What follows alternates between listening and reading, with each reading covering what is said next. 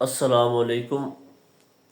اللہ تعالیٰ سے امید ہے کہ آپ سب خیر و عافیت سے ہیں۔ اللہ تعالیٰ آپ سب کو عافیت والی صحت اور عافیت والی زندگی دے، اور زندگی کے تمام معاملات میں اللہ تعالیٰ آسانی والا معاملہ فرمائے۔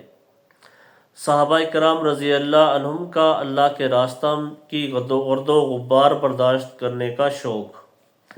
حضرت ربیع بن زید رضی اللہ عنہ فرماتے ہیں کہ رسول اللہ صلی اللہ علیہ وسلم راستہ کے درمیان میں درمیانی رفتار سے تشریف لے جا رہے تھے کہ اتنے میں آپ صلی اللہ علیہ وسلم نے ایک قریشی نوجوان کو دیکھا جو راستہ سے ہٹ کر چل رہا تھا۔ آپ صلی اللہ علیہ وسلم نے فرمایا کہ یہ فلاں آدمی نہیں ہے؟ صحابہ نے کہا جی ہاں وہی ہے۔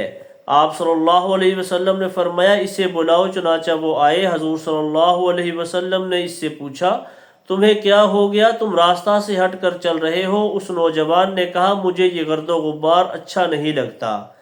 آپ صلی اللہ علیہ وسلم نے فرمایا ارے اس گرد و غبار سے خود کو نہ بچاؤ، کیونکہ اس ذات کی قسم جس کے قبضہ میں میری جان ہے، یہ غبار تو جنت کی خاص قسم کی خوشبو ہے۔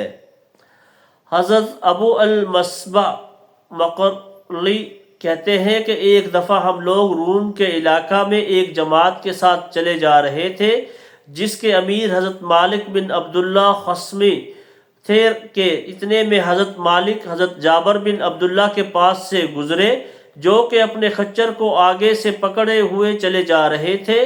ان سے حضرت مالک نے کہا اے ابو عبداللہ آپ سوار ہو جائیں، اللہ نے آپ کو سواری دی ہے۔ حضرت جابر رضی اللہ عنہ نے کہا میں نے اپنی سواری کو ٹھیک حالت میں رکھا ہوا ہے اور مجھے اپنی قوم سے سواری لینے کی ضرورت نہیں ہے، لیکن میں نے حضور صلی اللہ علیہ وسلم کو فرماتے ہوئے سنا کہ جس آدمی کے 2 قدم اللہ کے راستہ میں غبار آلود ہو جائیں گے، اللہ تعالیٰ اسے دوزخ کی آگ پر حرام کر دیں گے۔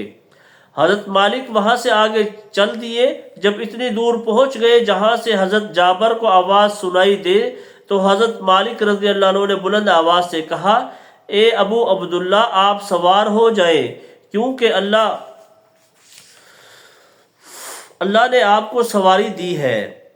حضرت جابر رضی اللہ عنہ نے حضرت مالک رضی اللہ عنہ کا مقصد سمجھ گئے کہ حضرت مالک رضی اللہ عنہ چاہتے ہیں کہ حضرت جابر بلند آواز سے جواب دے تاکہ جماعت کے تمام لوگ سن لیں۔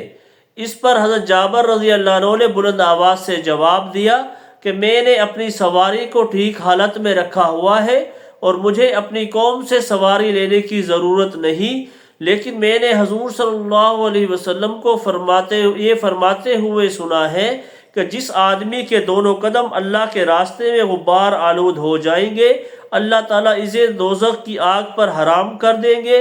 یہ سنتے ہی تمام لوگ اپنی سواریوں سے کود کر نیچے اتر آئے۔ میں نے کبھی لوگوں کو اس دن سے زیادہ تعداد میں پیدل چلتے ہوئے نہیں دیکھا۔ ابو یعلا کی روایت میں یہ ہے کہ حضرت جابر رضی اللہ عنہ نے فرمایا میں نے حضور صلی اللہ علیہ وسلم کو فرماتے ہوئے سنا کہ جس بندے کے دونوں قدم اللہ کے راستہ میں غبار آلود ہو جائیں گے، اللہ تعالیٰ ان دونوں قدموں پر آگ کو حرام فرما دیں گے۔ یہ سنتے ہی مالک رضی اللہ عنہ بھی اور تمام لوگ اپنی سواریوں سے نیچے اتر کر پیدل چلنے لگ پڑے، اور کسی دن بھی لوگوں کو اس دن سے زیادہ تعداد میں پیدل چلتے ہوئے نہیں دیکھا گیا۔